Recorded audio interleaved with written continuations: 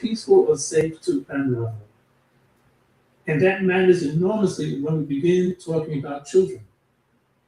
We are reminded of what Jehovah says in the OAHSPE about safety. Quote, they shall gather up thousands, hundreds of thousands of infants and orphans and castaways and take them into colonies. Same quote. This is communities and programs. Book of Judgment 38, chapter 38, verse 13. 4. Race, place, and reality of safety. Southern Oregon, this is what the facts reveal about Oregon. This is not me saying it. Southern Oregon has a complicated racial history. We should neither exaggerate that history nor hide from it. The region has a documented history of racial exclusion. Communities in Southern Oregon developed reputations and practices associated with what became known as sundown towns. The Ku Klux Klan also had a significant historical presence in Oregon and Southern Oregon. Those are historical realities. That does not mean that every white person living in Jackson County is a racist. Absolutely not. It does not mean that a Black or Hispanic child cannot safely enter Southern Oregon. But history matters, demographic matters, location and perceptions, they all matter. Our current UFK board itself represents a level of racial and cultural diversity that early generations of faithists did not necessarily have when they made decisions about where faithist communities should be located. Earlier faithists built according to the world they knew. We must build according to the world we know now. If our future includes bringing racially diverse children and families to a faithist center, then racial accessibility and cultural comfort cannot be afterthoughts. They become part of a mission planning. And therefore they become part of our fiduciary responsibility. Number 5, safety and questions at Sacred Winds. Now we come to one of the most difficult subjects, safety. Sacred Winds is beautiful, approximately 80 acres, forest, nature, water, privacy, spiritual atmosphere. Those qualities attract faithists to it, at least in the past. But some of those same characteristics that make Sacred Winds beautiful also create serious operational questions. The property is isolated. We have a single primary means of entrance and egress. We are surrounded by forests. Emergency assistance is not around the corner. Medical services are not around the corner. Fire is not an abstract concern in a heavily forested region. And if we are talking about eventually bringing children on the property under UFK programs, the standard changes. We are no longer asking, can a few adult faiths live here? We must ask, can UFK responsibly bring somebody else's child here? That is a completely different question. What happens if there's a wildfire? Or if trees block the road? What happens if a child experiences a medical emergency? How quickly can an ambulance arrive? How quickly can we reach a hospital? Can emergency vehicles reliably enter? Suppose the gate is locked. And they're not the key, of course. How do we evacuate 20 children? What insurance would be required? What license and permits would be required? What professional staffing would be required? What happens if the only road becomes impassable? I've been there. I know, I see. Those are not arguments against Sacred Winds. Those are fiduciary questions. And as president, I cannot simply ignore them. And the board can't ignore them, even though the property is impressive, as one faith has said, a faith is city, but neither can the board ignore them as well. Number 6, drug issue. And when there is another matter that I cannot responsibly omit, drugs. I'm not going to be, I'm going to be careful here because I do not want this meeting to become an accusing against any individual or accusation against any individual. That would accomplish nothing. Truly wouldn't. Not really. But the board has serious concerns arising from drug-related circumstances associated with the property. Those concerns cannot simply be dismissed. And I want everyone to understand why. Suppose we begin a youth program tomorrow. Suppose parents entrusted 10 children to UFK, and suppose the child finds drug paraphernalia. Suppose illegal drugs are discovered. Suppose someone under the influence enters the property. Suppose something happens to one child, just one child. What would we tell that child's mother? What would we tell that child's father? What would we tell the insurance company, the attorneys, the judge? And most importantly, what would we tell the creator? We cannot say, we knew there were concerns, but Sacred Winds was beautiful. This is not sufficient. Where children are concerned, our standard must be higher. Therefore, drug safety is not a is not a personality dispute. It is not about whether we like or dislike somebody. It is a governance issue. It is a risk management issue. It is a protection issue. And for faithists, it is a moral issue. Number 7, Selah and fairness. I also want to say something about Selah. Whatever disagreements exist, and there are disagreements, I want her contribution acknowledged. She has invested time and effort in Sacred Winds, and faithists should be fair. If UFK ultimately decides to sell Sacred Winds, I believe the board should seriously explore a meaningful transition arrangement for Selah. That would include financial transition assistance or severance, depending upon the sale price, our legal responsibility, and the advice of counsel. If a future purchaser wanted an exceptional caretaker, I would also be interested in exploring whether Selah could be considered for that role. Those are possibilities, not promises. Any arrangement would have to be properly negotiated, reviewed by our attorneys, and approved through the appropriate process. Why this matters? Why mention this? Because relocation should not require us to become callous.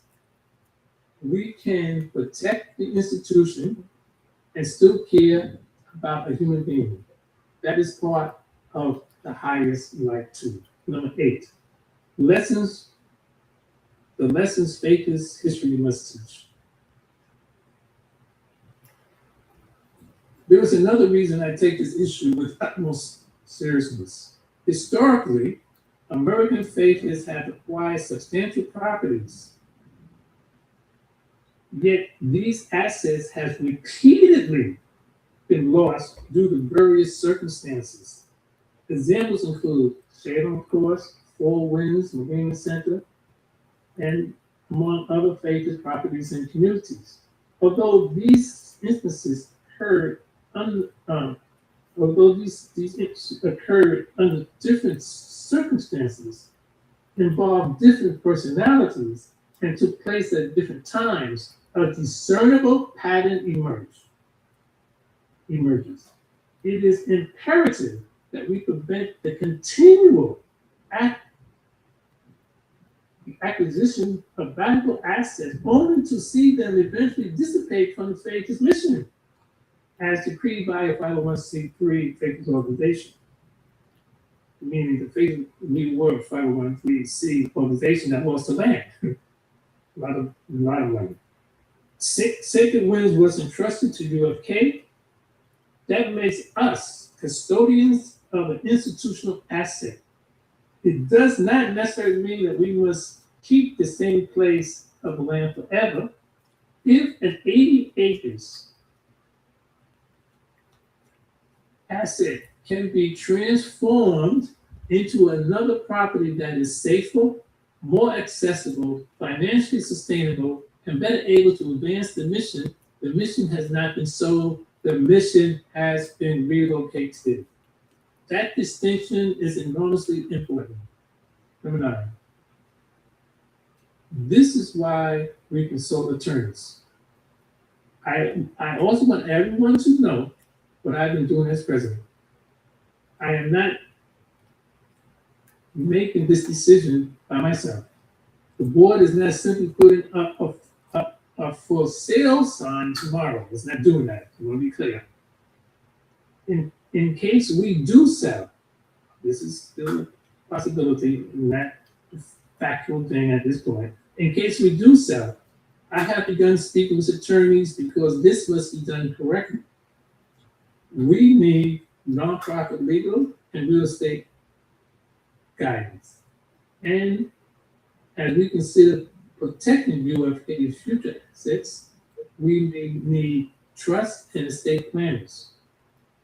We surely would need CPA firms to manage the funds after sale. We need an appropriate valuation and an understanding of taxation and transactional issues. We need to understand exactly what UFK can and cannot do. We cross every T and dot every I. Because this property does not belong to Glen Kendall, it belongs to the institution. And that institution has obligations and standing far beyond any one of us. And I just want to also say that I've been speaking with one attorney who's very responsive, and she's opened up her door to assist us.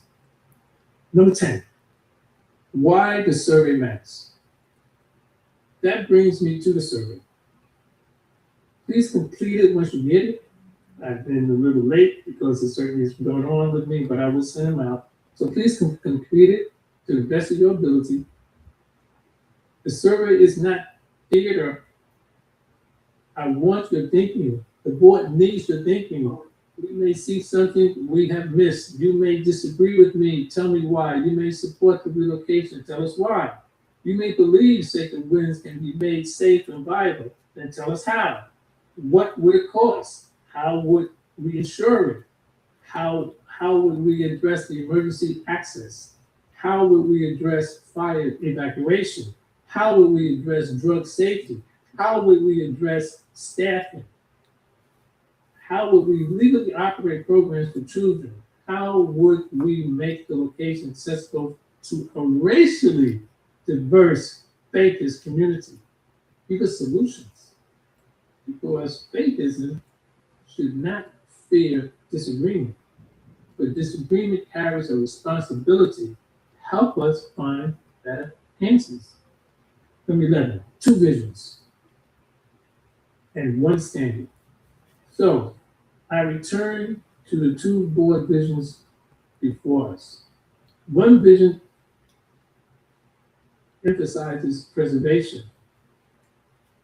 1, Sacred Winds itself is spiritually and historically valuable and should remain faithful property. I respect that position. The other vision is mission forward. The one is historic, one is mission forward. Be clear. Sacred Winds is a valuable asset, but the property should be returned That private should be retained only if it can effectively support the mission UFK is becoming. The mission UFK is becoming.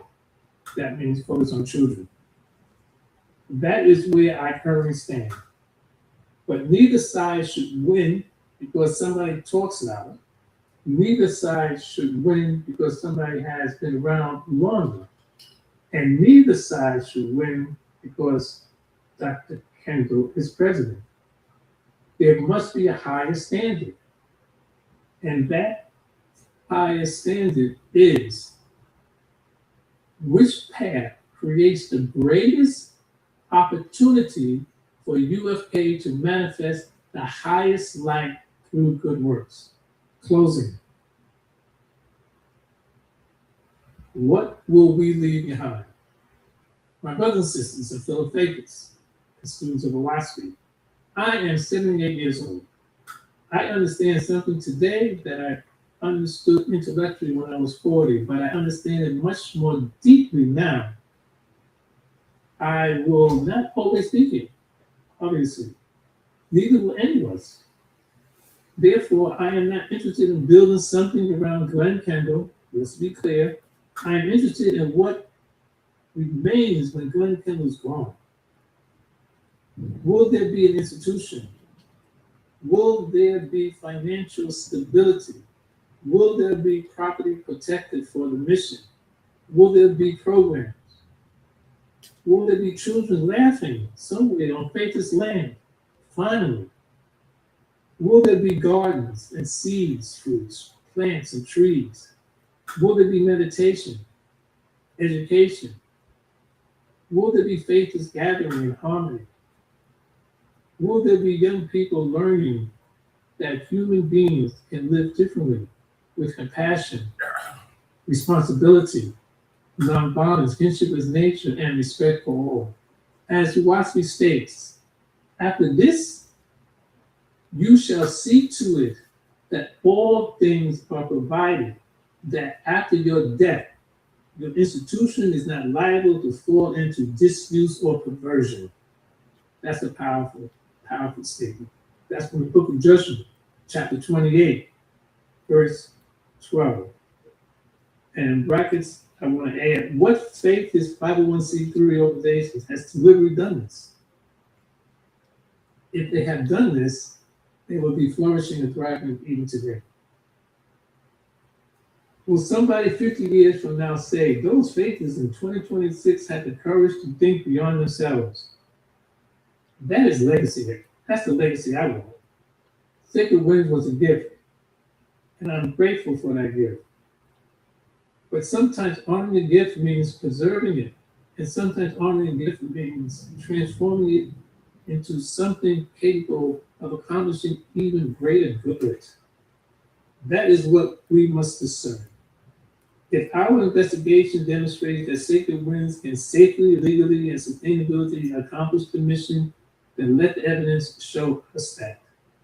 But if the evidence demonstrates that another location can reach more children, protect them better, welcome a more diverse community, provide better emergency access, support our faithers, and preserve UFK financially for generations, then we must have the courage to move forward.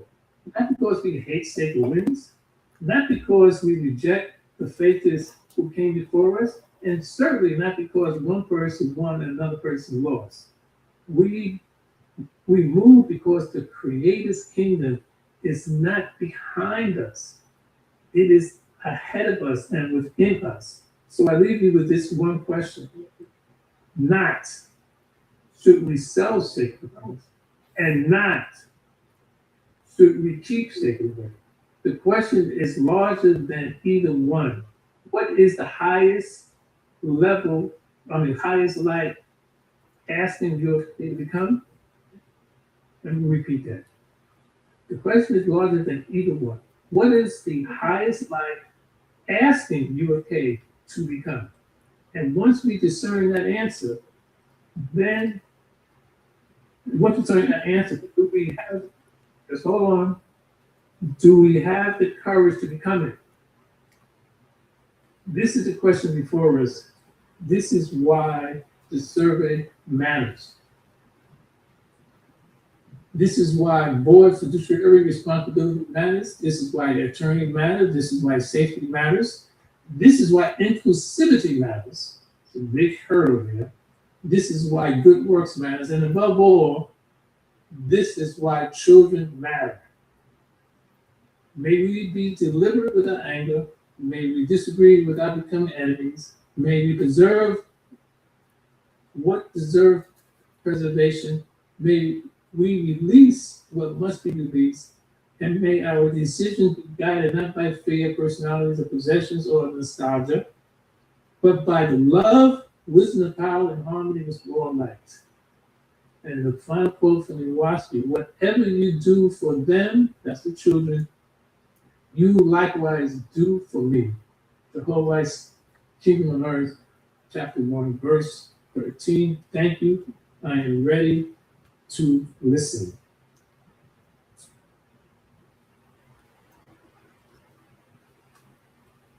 Comments? It's time to speak. We're going to be moving real fast after this. Okay, I have a question. This is Maya. I know that you were saying that in terms of emergency vehicles, things of that sort, it wouldn't be safe, all right, or, well, let's put it this way, the emergency facilities wouldn't be there for us to move children, there needs to be, or what have you. How much time, I mean, how far is that location from any type of an emergency, hospital or fire station or what have you? Can you shed some light on that? Yeah, it's a good question. It all depends on the season because of the road condition. But if you go from highway to dirt road and hills, you go from multi-lane to single lane to third single lane roads. So in the wintertime and the rainy season, it will be about an hour away from emergency services because we go into Ashland or Medford. I don't know any other. The fire department is a fire department that's relatively not close, but not that far. Because they fight the fires and the safety in the forest. Siskiyou Winds sits in the middle of the Rose Siskiyou Forest, National Forest. So it's also because of this situation, it's ideal as a safety place for fire emergency service personnel to have a base. The big problem, I don't think they can get their engines up to that particular road because of the mud. So you can't want an emergency vehicle to be stopped. But so we're about an hour out. Wow. Okay, thank you. And a great presentation, by the way. Thank you. Yes, it was. This is Candy. I have some remarks. Sure. Here and there. This is the age of drones. I'm sure that a pharmacy could deliver insulin, for example, with a drone. Most places, and Joplin certainly has a helicopter pad at each hospital. People are going from Joplin to Kansas City all the time by helicopter. It would seem that, making a helicopter pad there could be sacred lands, could be more doable than rebuilding the road or something like that. And I don't know, you mentioned the word drugs. To me, drugs are pharmaceuticals. I think you were implying illegal drugs, but to me, they're all drugs and they're all dangerous. And, but there are some things like insulin that might need to be delivered by drone, for example. And so I think we're getting into a real modern world, different than, before. And, they're even, they've got cars that are flying. So I wanted to bring those things to your attention for a minute. Well, thank you, Candace. I want to respond to the drones. When I was there, the big problem with drones in that area that has been tried, the big problem with drones, that forest is very thick, it's trees. And it will be, there is not a certainty that the drones will reach its destination. So maybe it was practice, things of that nature, and you gotta have to like, because that's one of the things when I got there and Sarah and I was planning, one of the things I thought about in terms of safety was drones. And we was talking about how certain drones get caught up in the trees, especially when they're coming down, it could be all kinds of stuff. And it all depends on the power of the drones. Can they fly above the trees? So this it can be an expense that we don't know. When Sarah and I was talking about it, we don't know what that cost would be, but we did discover that the more power that you need to lift up beyond those trees is the more pricey to drones are. But your question gets Amazon's delivering things with drones and probably UPS and all. I mean, it's just would be and we wouldn't necessarily need own any drones. We would just maybe there's an extra charge to deliver items by drone. all I'm saying, Kim, is that people have tried it. I'm telling you what Seal told me when I was there. And some of these drones, not all, some just got caught up in trees. It's the little trees that pretty tall. When I was speaking with members of the community, whose forte was ecological preservation, they were saying that how they need to cut down some of the trees because they're just too thick, and that created a fire hazard. So that was new for me, but that's what was said. I think it's a good idea. Like, I mean, it is in the middle of the forest. This is not like the city, and there's no address really. So it will be.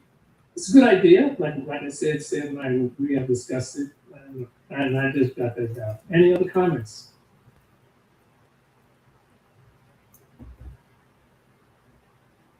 Okay, John. I have a comment.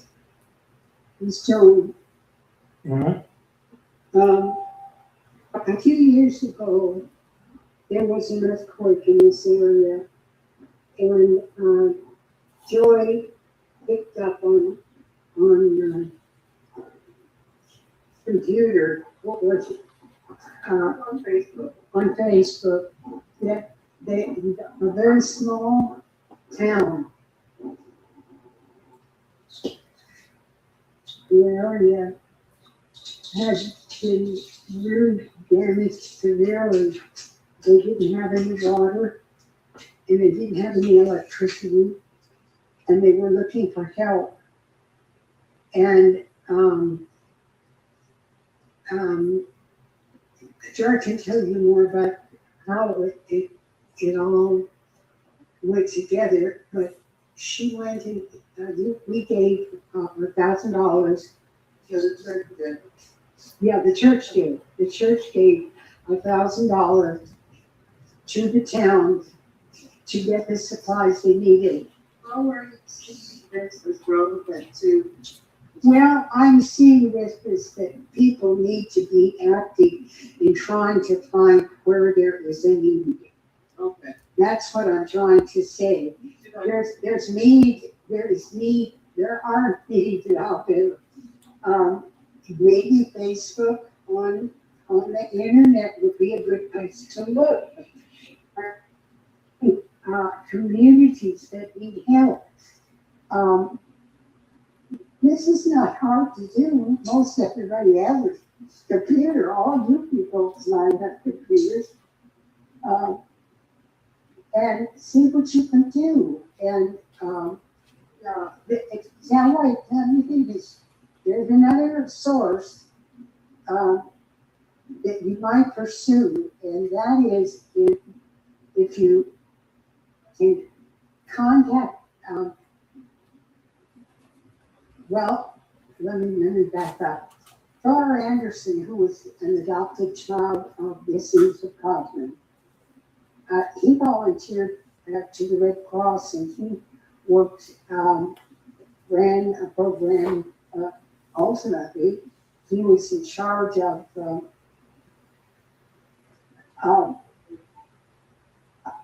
He was in charge of tree removal after hurricanes and tornadoes. coordinating the people who would go in and help assist. What was it? Red Cross? I don't know. One of the large charities. And he ran that, and he was in construction, so he just didn't work in construction when he was doing that. He went to their headquarters, they gave him a place to stay, and he ran that program for them on the East Coast. Now that's, I think, this doing something to help people. I don't see us doing anything to help anybody. I think that we need to think about how we can volunteer, how we can find out where there's a need. Rural communities are in more need than cities, although there are poor areas with Different needs. yeah, Joyce says, It's not that rural towns need more, it's that they need to, than ethnicity. There are different concerns. And I think we're getting away from the topic. But I think your point is interesting, that we talk, we get together and we talk about what it is we want to accomplish, and a lot of stuff doesn't get accomplished. Right, okay. Thank you, Glenn. Okay, thank you, Jim. I'd like to chime in on that, on what Joan said. This is Damien. I think that what Joan is saying, I think is kind of dead on, for the simple fact that we as a group, as long as I've been a faithist, I have not really, and I'm speaking for myself, I have not really done enough to do volunteer work in any community where there needs to be support for other people. I think that sometimes we have to be careful of becoming too myopic and staying so centered on just what it is for faithists to do with faithism. In the OAHSPE, the creator does state, he does say that his kingdom on earth will not be strictly founded by just faithists. There will be other people that will be involved in founding the creator's kingdom on earth. So, although I do understand Glenn's vision, and I do think that we do need to do something for children, I do think that there is a need for land. But how that plays out, I don't know. I think that we have to, I think that people need to really sit down and figure out what really serves the creator best. Now, me, myself, I can only speak for myself when I say I want to do more volunteer work. I can't, but if this land, however this plays out, I'm always willing to be a part in my own way in service to the creator. I have been looking through Glenn's survey. I would strongly suggest that everybody read it and look at it for yourselves. Answer the questions as best you can. I do understand that that there may be mixed feelings amongst the group in terms of what should be done. But I just wanted to chime in with what Joan was saying, where I say, yeah, doing service is doing service regardless, being of service to others. So If I might put my 2 cents into this. Hold for a second. I just want to let people understand what's being presented. There is an institutional factor. There's also personal responsibility, and that personal responsibility can be played in any one of many different forms. I think what Joan is saying is relevant. The institutional factor is the longevity of UFK. That's the serious issue on the table. Who are we as an organization? How do we move forward with our mission? That is a dual mission. It started, good or bad, in the late 19th century with Newburgh wanted to do Shalom. And Bakers have been trying to repeat that. I'm not trying to repeat that. What I'm trying to do is simply provide a service that can provide all kinds of opportunities for all kinds of volunteer work.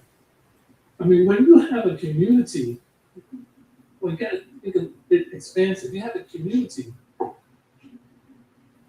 that's serving children, you need, and especially one that's based on ecological principles, you need every type of industry, service, support, activity, personnel that you can think of, so that we shouldn't run away from the main from the main vision.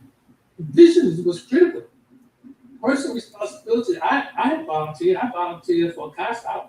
I was a CASA for 5 years here in Cincinnati. That's a court-appointed special advocate.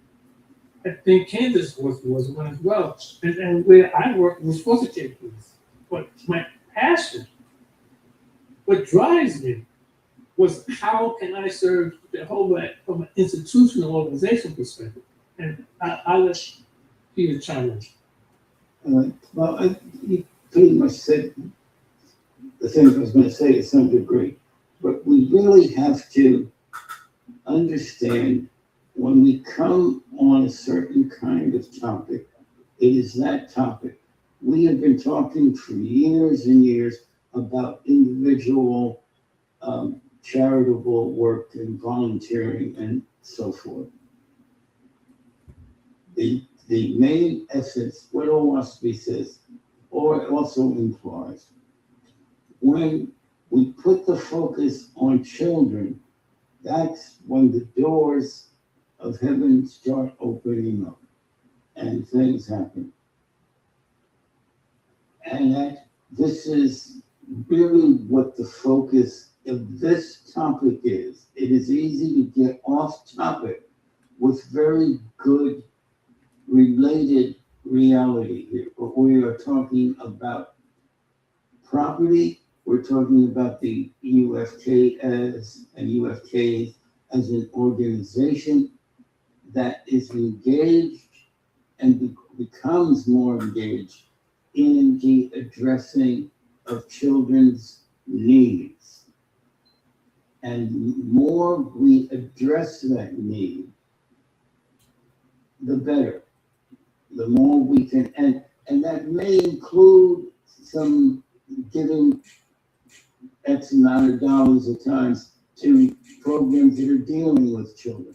But we are talking about the integrity and the mission of UFK.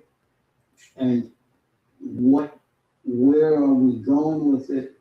How are we going to sustain it, bring it about using wisdom, knowledge to make the right choices, find the right people.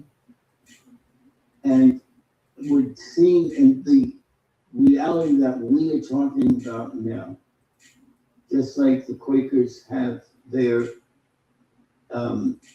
nonprofit part that holds Quaker values, but is the outreach to do community work. We have to find those people who can volunteer. We have to find people who would be willing to be paid employees of a facility that is going to be dealing with children of different ages, young people. And also in the inspiring of those young people, we are taken care of in various ways to aspire to the ideal of helping children when they grow up. So we really got to stay focused, or we're going to go over to the right, over to the left, and keep it on topic. I'm finished. And Peter, Hello, yes. my name is Philip. I am late to the conversation, but I find this very interesting. I'm not certain as to exactly what's going on here, so I kind of would like you guys to expound on that a little bit for me, if that is okay. Sure. Let me give you a brief synopsis. UFK National, there's two UFK organizations. One is UFK California, that started back in 1959. And the other is UFK Utah, which is now UFK National, that's really started circa around 1977 by incorporation status, meaning official. UFK California is based in Kern, California. That's also the headquarters of the UFK National. But the operational location is with me as Glenn Kendall in Cincinnati, Ohio. We, UFK National, had acquired through the Oregon's Department of Justice approximately 80 acres of land in Jackson County, Oregon. And it's sitting in the middle of the Rogue, R-O-U-R-O-G-U-E, Siskiyou, National Forest. It was once under the administration of what's called the Washington Foundation. The Washington Foundation dissolved. We stepped in to make a long story short because of our similar values and principles, and they transferred the deed from the Washington Foundation to UFK, the University of Faith Carson. But now, when the board did some research and find that for us to implement a child service type of program, that location would not be suitable. And it won't be suitable for other reasons, some of which includes safety and lack of diversity, racial diversity, to be clear. So we're thinking about exploring what are some of our options. And one of those options, or one or two of those options, the main one, either we stay and we redefine ourselves, or we relocate and to a place that's highly accessible and with greater participation, because we'll have intentionality. You know, you can attend. We'll have the intention to do what we feel is best to do. Serving children. I'm not moving away. I don't know why these conversations move away from children. That's kind of interesting. But serving children, especially children most in need, there's a lot of them. This is the wealthiest country in the world, and the homeless children population is notorious. The income mortality is off the chart. When you start digging, it's just embarrassing. So, and among Western countries, Western nation states, the U.S. is ranked towards the bottom in certain of these data points. Finland, Norway is up there, is among the highest in the world. So, we're now, as faithists, we're just a bit struggling, which is okay. So we're trying to figure out how we're going to move on a pathway that can embrace the goal, the mission, the objective, the task, all of those things that will help children, especially in residential services. I hope David does that. That answers. Can I ask you a question here? Sure. Is one of the main issues as far as the current land, the current land status, the fact that you wouldn't be able to apply, qualify for government resources or things of that nature as far as pertaining to the children aspect of it all? Well, it's highly unlikely. I can't see how the county would approve a permit, let's say just to do a Head Start program or a residential program at Sacred Winds, because of all the things I mentioned. Now, you're gonna have the community there with adults, but even then, if it's under the church, that's why we need to speak to the attorney. If it's under a church auspices, and you have insurance, you better have insurance, and something happens to that child, although it is not a program for children, it's a program for families, like Faith's Community, what would be the liability of pearls that the institution, i.e. the University of Faith Cosmo, would have to deal with? So for example, if someone sues UFK, says, look, you knew it wasn't safe, you knew that there was just one means of egress, one means of entrance, and you still allow families to be there, well, we're gonna hold you liable. We're gonna hold you responsible. So we need to know beforehand what are our, you know, what's our responsibility, and what are some of the do's and don'ts, so we can understand to minimize any perilous situation that may come up. Okay, is it that the property location is the issue, or is it the property, what is surrounded by, or what's the issue of why is that property in particular is seen as not fit to host children? Where are you from, by the way, Davis? Currently, I'm residing in Las Vegas, Nevada. Earlier this year, I was in Atlanta, Georgia, but I was born in California, if that helps. Okay.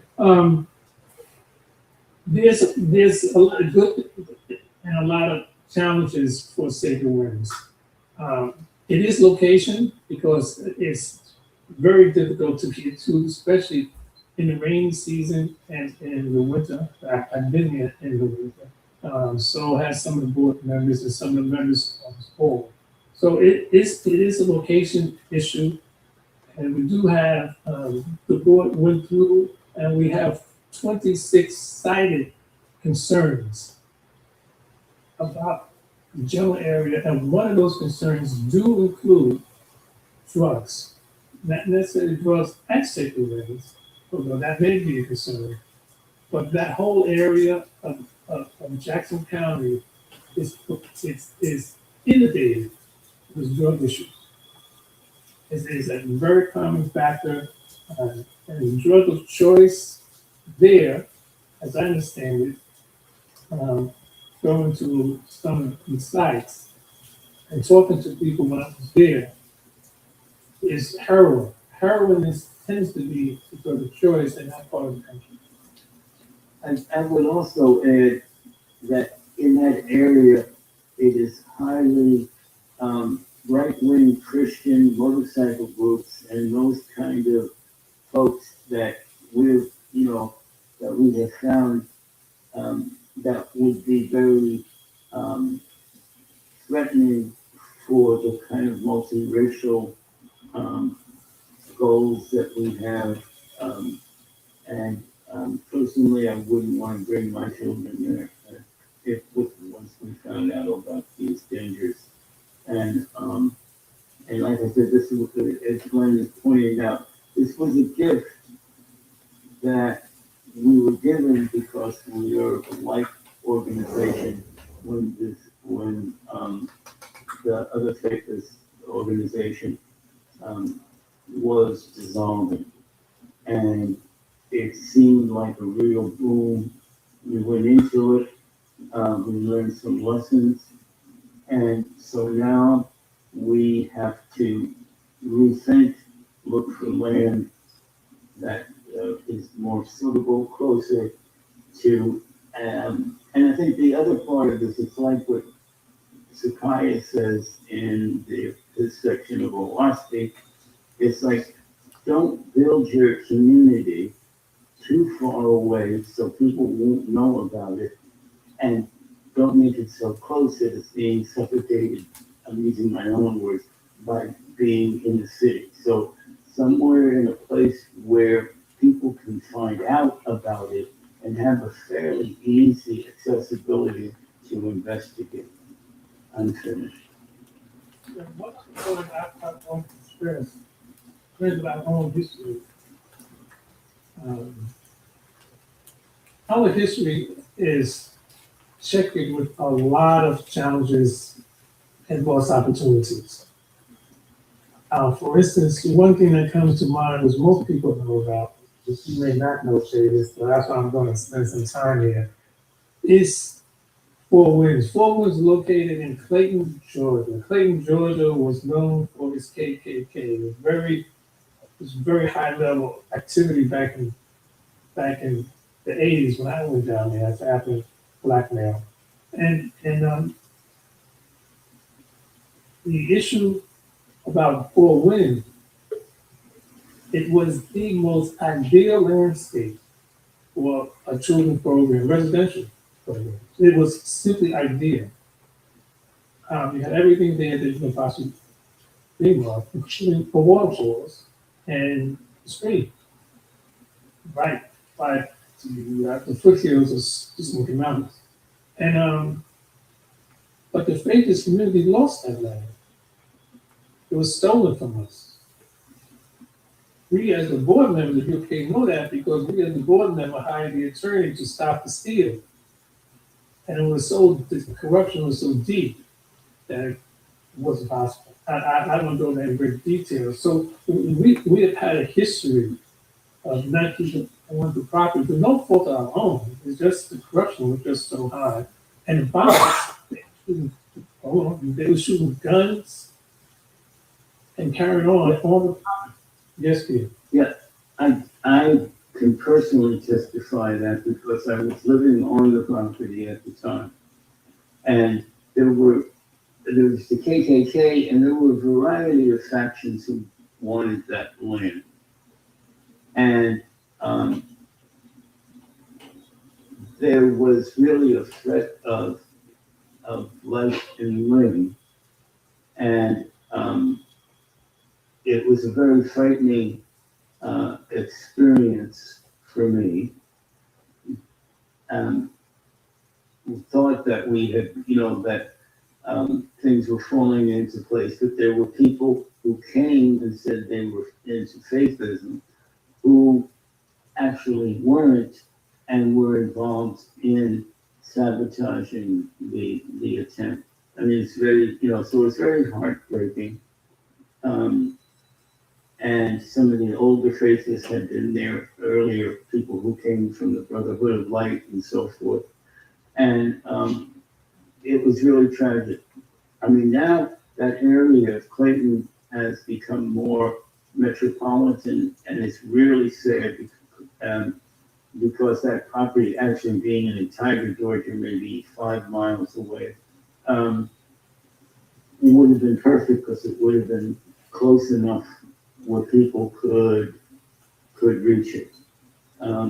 So it was, the history has proven very difficult for faithless organizations.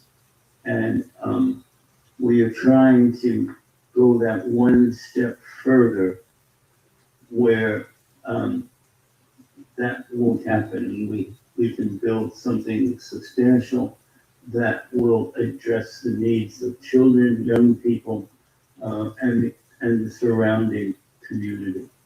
I'm finished. Thank you, Peter. David, you have any more questions? Well, I do kind of want to respond to a couple of things. There was a lady who had spoken and she brought up medical concerns and access to this medicine or that medicine. And then now I'm hearing the concerns of protection. According to the WASPE, there were certain times where being a faithless was a very dangerous situation. I mean, it pretty much, it almost was meant your hair was gonna roll, at certain times. But then now the world has been in a lot of darkness and chaos and a lot of wickedness and evil for so long that I'm of the opinion that this is probably the time where the Most High actually will be more protective of the faithful. So at some point, we're going to have to really believe in the Most High and the power of the Most High. Is He a healer? Is He a deliverer? Is He a protector? And we're going to have to move in faith on that power and still just do what we're trying to do for Him as far as Him building and implementing His kingdom for this said time. But we're going to have to trust His power too. Most definitely. But, the Creator says we have to learn how to think for ourselves and be able to build from the ground up our part. So part of this is learning lessons about not only trusting the Creator and having faith in the Creator, which is ultimately the goal, to become one with that Creator. But this is a process, and the cycles of time are a very chaotic one in the time where the darker forces are closer to the earth right now, and the government of heaven, if you will, God, Son of Jehovah, is readying us for the day that's coming. So the work that, from what my understanding is, for doing the work that needs to be done now is a learning lesson for us about the love, the wisdom, and the power that the Creator has given us to be partners with He and the angel associations. So, and our own individual spiritual growth in the cosmic time. There's no leader for who's going to blow a trumpet and call us all together. This is the time that the Creator is growing within ourselves at different rates and different energy levels and different, as Glenn had said earlier, with different missions. And I totally agree, yes, it is a name of faith, but like it says in OAHSPE, belief and faith has to walk, and disbelief walk hand in hand, to ask questions, to investigate. The Creator is the infinite intelligence. Part of intelligence is learning discernment, learning all these little things about how to do things better. And the Creator is involved with us in doing this. So, and we're coming to this dam of rounded off 2050. And often it is darkest before the dawn, or let's say murkiest before the dam. So there are a lot of concerns here, a lot of lessons we as mortals need to learn and apply. The Creator gave us also science, new techniques about child rearing. All these things were born around the 1850s. Modern psychology, all the things started becoming. So it's a maturing process, in my understanding. I'm finished. We only have about 10 more minutes. I really wanted to jump in with a couple more things, please. Go ahead. Damien, I know you're one of the youngest ones here. I have 3 acres here in the Ozarks. I got 50 trees. It's like a forest here. We had, my husband and I, we had 11 foster kids from the state. We got 2 foster kids from Texas fathers, one in Indianapolis and one in Chicago. They said in the 70s it just wasn't safe to raise children, so we raised those children for a while. And so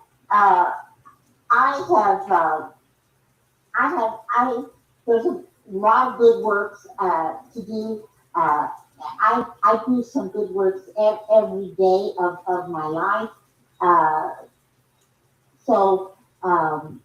Like the last 2 weeks, I've given shelter and food to a 21-year-old young man who I found was living in a tent by the river. And so I'm giving this homeless person some help and to get him back on his feet. He was robbed of everything he had. And so, uh, yes, I understand that Glenn is really emphasizing helping children. I've helped children a lot. Most of us here on the call are over 70, like myself. But there's so many good works to do. You know, there's good works in health and it's good works also to help older people. There's all kinds of good works that I have done, like I said, every day in my life. And so I can understand why Glenn wants to talk about the children, but OAHSPE talks about doing good works. And you know, he said that helping children was probably the best good works, but he didn't say there was anything wrong with the countless other ways of doing good works.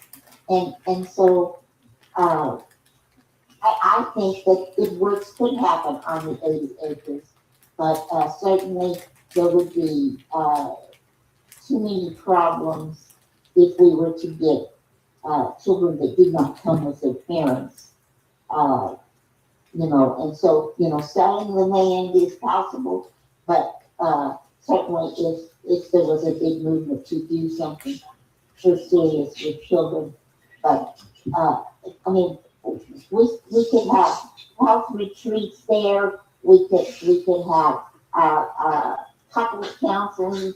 There's all kinds of good works conferences and things we could do, and we could charge for some of them. And so there's just a variety of things. So sell it or keep it, or you know, I see those kinds of things. Well, So that's what I wanted to say. Well, here's my first question. Candy, do you mind, if I get your phone number from Glenn? I'd like to talk to you more about what you do. I don't know if you feel comfortable with that. The second thing is, I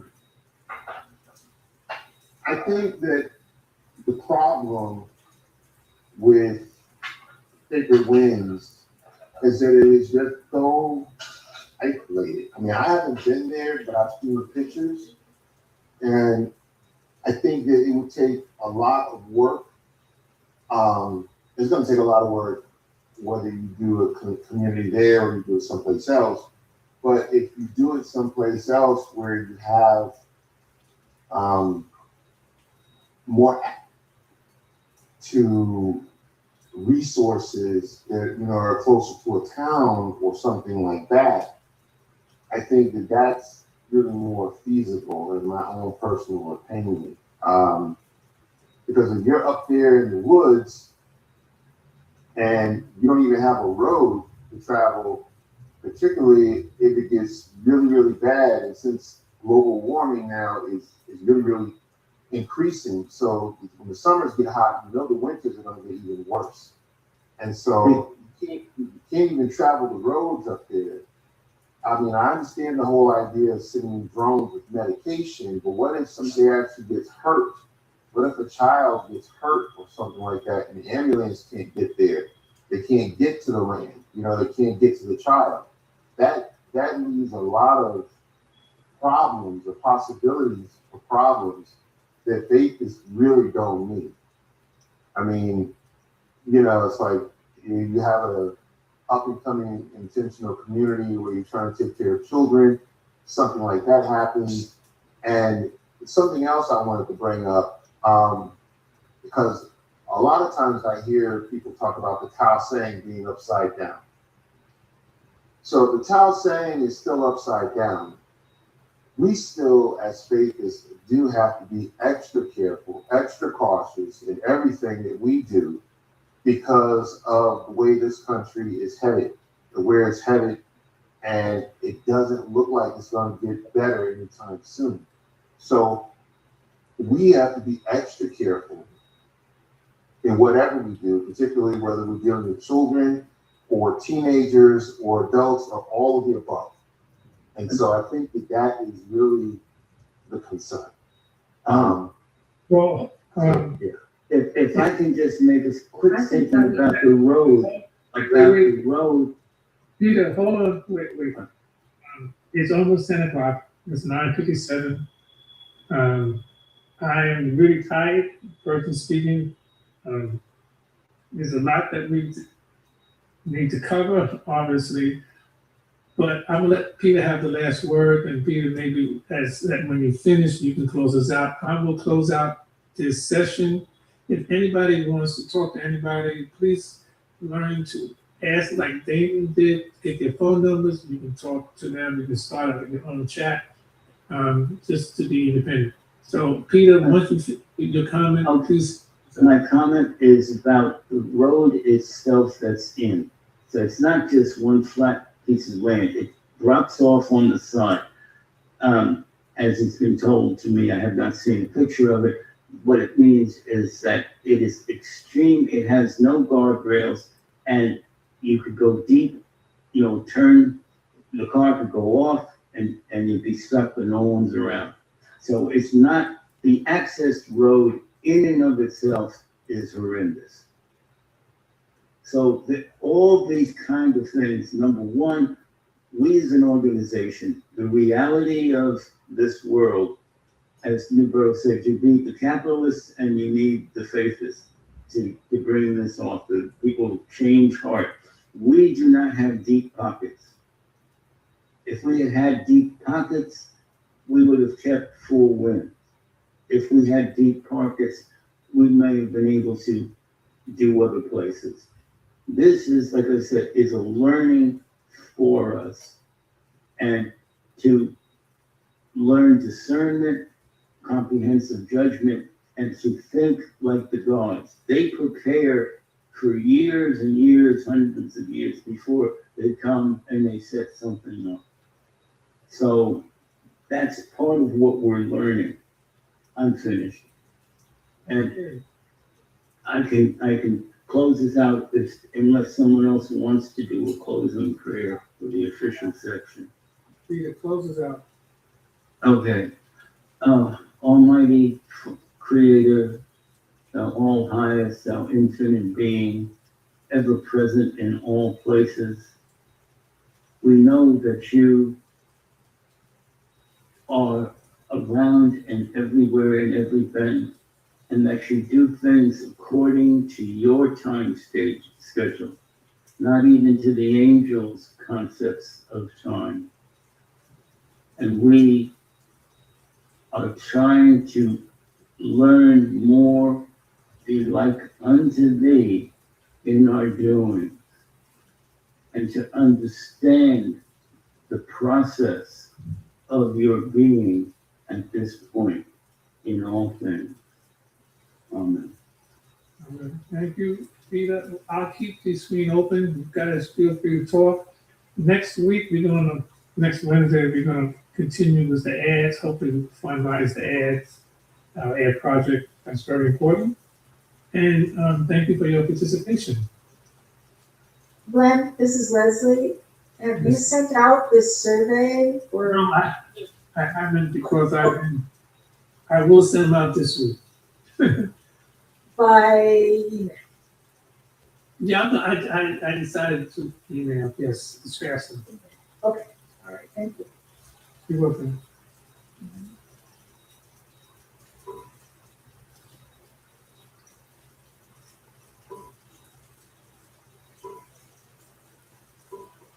Candace, are you still on?